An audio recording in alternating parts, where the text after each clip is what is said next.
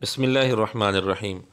معزز سامعین، آج آپ کے سامنے انجینئر محمد علی مرزا جہلمی کی جہالت کا ایک اور نمونہ پیش کیا جاتا ہے۔ یہ آپ دیکھ رہے ہیں، اس کا ویڈیو کلپ ہے 70A کے نام سے، مسئلہ نمبر 70A کے نام سے اس کا کلپ ہے، اور وقت ہے 1 گھنٹہ 17 منٹ۔ آپ پہلے اس کی گفتگو سنیں، پھر انشاءاللہ اس پر تبصرہ کریں گے۔ ہاتھ بائیں زیرہ پر رکھیں۔ اب زیرہ عربی زبان میں کہتے ہیں درمیانی یہ انگلی سے لے کر، ہاتھ کی درمیانی انگلی سے لے کر کونی تک کو، جیسے پرانے زمانے میں جنگوں میں زیرہ پہنا کرتے تھے لڑائی کے لیے، یہ زیرہ تو دایاں ہاتھ۔ جی ناظرین، آپ نے اس کی گفتگو سنی۔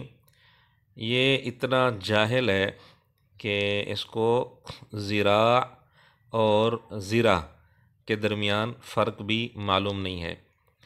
اصل میں ایک عربی لفظ ہے ذراع، اس کا معنی ہے ہاتھ، یعنی جس طرح یہ مفہوم بتا رہا ہے، درمیانی انگلی کے سرے سے لے کر کوہنی تک، یہ جو حصہ ہے اس کو عربی میں ذراع کہتے ہیں، ذال را الف عین۔ اور ایک لفظ اردو میں استعمال ہوتا ہے زرہ، ذا را ہا۔ یہ زرہ ایک لوہے کا فولادی لباس ہے، اس کو بنیان کی طرح سمجھ لیں شکل کے اعتبار سے۔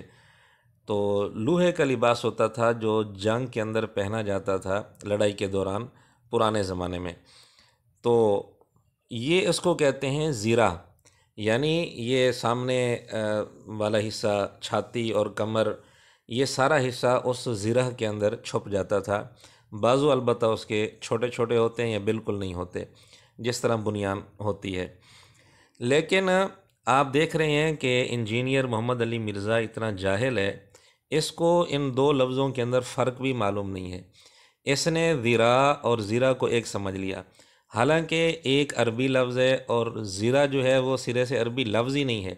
عربی کے اندر یہ لفظ استعمال ہی نہیں ہوتا، یہ اردو کا لفظ ہے۔ اور زرہ جو ہے وہ بازو میں نہیں پہنی جاتی، جس طرح یہ اشارے کر کے بتا رہا ہے کہ زرہ جو ہے یہاں پہنی جاتی تھی جنگوں کے اندر، بالکل غلط کہہ رہا ہے۔ اس کو اتنا بھی پتہ نہیں کہ زرہ کہاں پہنی جاتی ہے، کس جگہ پہنی جاتی تھی، اس کو یہ فرق بھی معلوم نہیں۔ جو اتنا بڑا جاہل ہو، آپ خود فیصلہ کریں، کیا وہ علمی کتابی ہو سکتا ہے؟ اس کا علم کے ساتھ اور کتاب کے ساتھ تعلق ہو سکتا ہے؟ وآخر دعوانا ان الحمد للہ رب العالمین۔